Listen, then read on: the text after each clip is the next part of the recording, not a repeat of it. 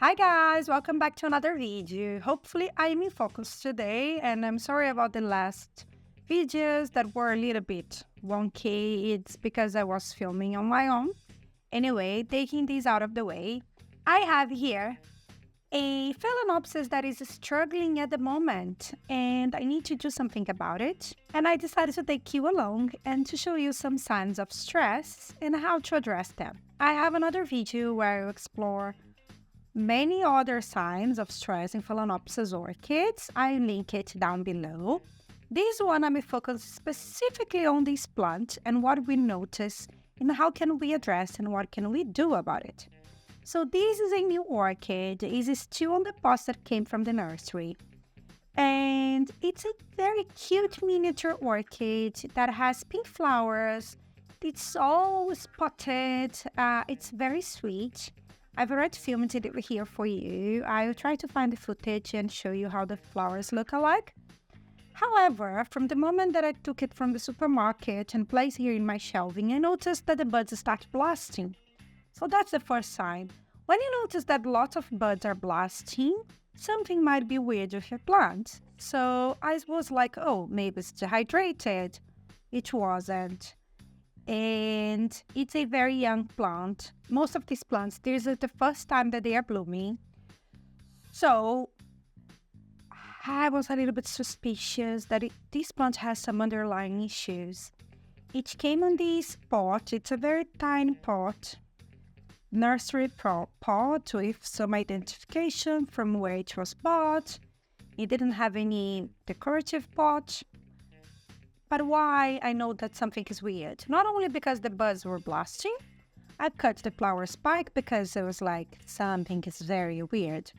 All the bottom leaves start to yellow and to fall.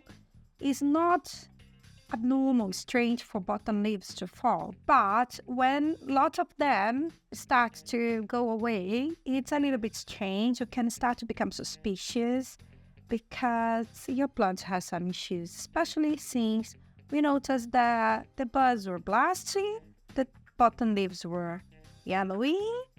Then also we noticed that the top leaves are all wrinkled.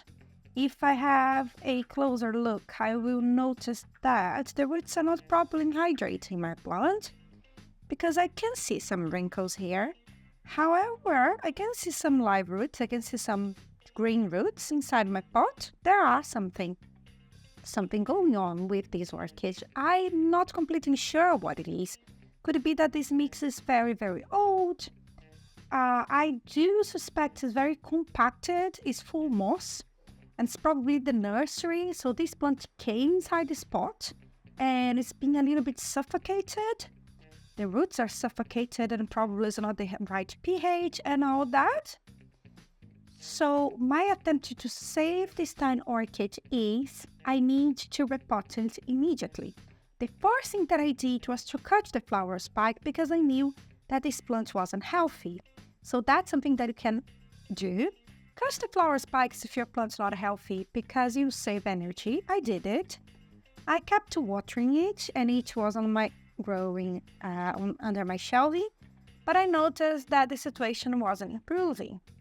And I cannot see any leaves trying to sprout. So the next stage on the saving route here is to repot this plant. So what I will do is to get to the root system and analyze it, provide a completely fresh new mix, because very, very old organic mix can definitely have some bacteria inside this potting. Also other organic material that are degrading and they're spoiling the mix.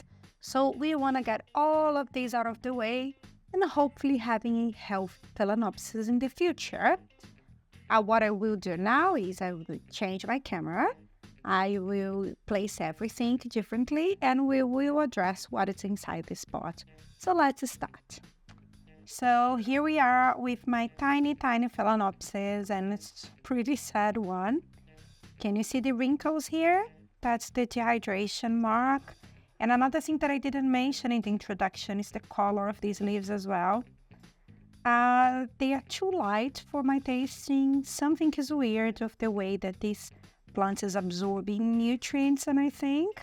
So that's why it's pale. So there is some issue, or there are some issues with the root system. Let's address it today. Hopefully it's just a mix, and from the moment that we repot, it will be healthy again. Let's start. So when we have new Phalaenopsis on these nursery pots, we need to squeeze the pot to be able to remove the plant from it. I've just watered it, so it's a little bit more flexible. So a good tip for beginners is always water your plant before you repot, so the roots will be flexible and the potting mix as well. Now let's start to pulling it and see if it will come out. The advantage of moss as a potting mix that usually is much easier to remove from the pot and also to remove from the root system.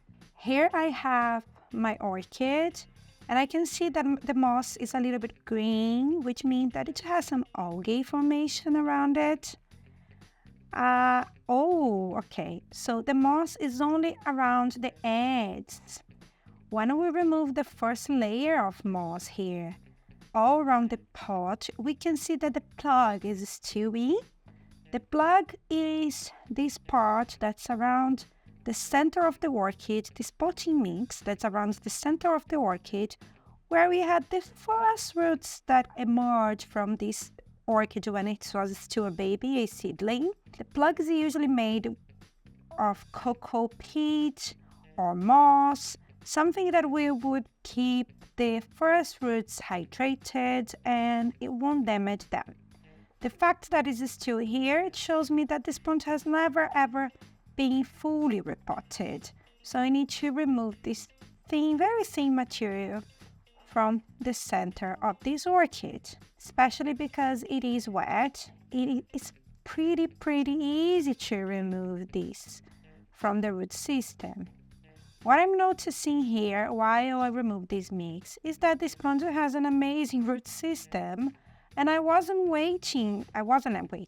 expecting it to have roots that are that healthy. Maybe because the state of my orchid, but the roots are healthy. I think the roots needs their space to grow and develop and, and break free, and probably have some nutrients to be added, some fertilizer as well. I think all of these will give my plant a better chance to grow. So anyway, I finished to free up this whole root system.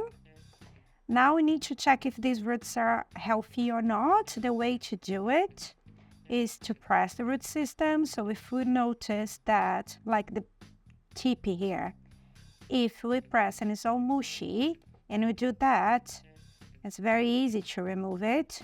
So this tip is dead, but I'm not going to cut the whole root system, just the tip, because Phalaenopsis roots, they are able to branch out and to create new roots from the middle of that root.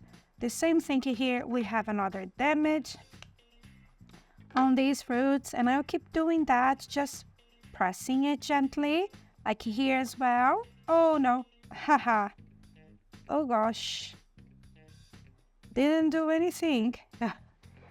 I will use this video as a learning curve. Okay, very interesting. I didn't expect it to happen. So the whole orchid came out from the base here. So, okay. So the root system was amazing, super healthy, doing super well. But the plant detached from it so easily that which tells me that what I have in here was probably a stem rot. So can you see? I will definitely come closer to you and you will see the situation here a little bit better. But probably I had an infection here at the base that infected the base of the orchid, or the stem of the orchid. That's why, although the roots were doing very well, it was not feeding the orchid anymore because the infection was here and the nutrients were not traveling through the plants, which is pretty sad. There is nothing to do when this happens. When we have this situation here, nothing will sprout from this bowl of roots, and it is very common. We have to be very careful with infections because they travel very quickly, and sometimes we cannot see what's going on. And as a result, we lose our plants. That's why the basal leaves were yellowing. That's why the buds were blasting. Because although the root system was extremely healthy, the stem of the orchid was not. So that's our answer here. Didn't expect that. Let me give you some close-ups. This is the stem of the orchid. That's a tragic situation here. Can you see everything that's black around the base of my plant? So I believe the infection started here and started at the supermarket where this plant was, the way that it was watered probably. So the issue wasn't in the mix system because the roots are very, very healthy, as you can see. The issue was with my plant. So stem rot, it is much worse than root rot. And when it affected the plant, it's very hard to save it.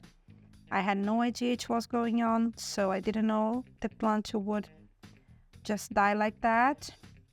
It's very, very sad, but there were some signs that something was wrong. So if you go to the supermarket and notice something like, oops, let me come closer, pale leaves, very, very pale leaves, body blasting and wrinkling on the leaves, you can attempt to try to save it, but if the roots are green, and if you have if you don't want to waste your money, maybe go for a healthier plant. I think would help a lot. Let me change the camera. Let's conclude this video. I wasn't expecting that, but it happens. I'm probably way out of focus here, and I'm gonna grab a beautiful one because after that tragedy, that's what I had to rely on. Anyway, I didn't expect it to happen. I have the rest of the orchid here. I thought would be a repotting orchid and to show you some signs of stressed phalaenopsis. But it did happen, so I lost it. All good. Anyway, hopefully I will see this plant around again. It happens to all of us, and I did my best and the best that I could to try to attempt to save it. But I don't think I couldn't do anything because the infection was already there. It had already affected the base of my plant, and it happens pretty fast. So if you don't want that to happen to your orchids, the best thing for you to do to avoid stem rot is the way that we water them. Since we cannot mimic exactly nature in the sense of having air circulation around all the time and exactly temperature, and also bacteria and fungi and everything that we have around in the forest, the best idea is to provide an aerated medium where you will water the root system, whatever it needs when it becomes grayish, and don't let water trapped near the leaves of your orchids, near the stem and the crown. And hopefully with that, you can save your orchid and you don't have to deal with that as often as we all deal with it. But sometimes we can buy sick orchids from supermarkets and garden centers as well. I might create a video showing you some signs to look out for when you decide to buy your orchid. Let me know if you're interested to see this video down below. And I hope you enjoy this kind of content. If you did, hit the like button, leave a comment down below, subscribe to my channel. I hope to see you next time. Bye bye.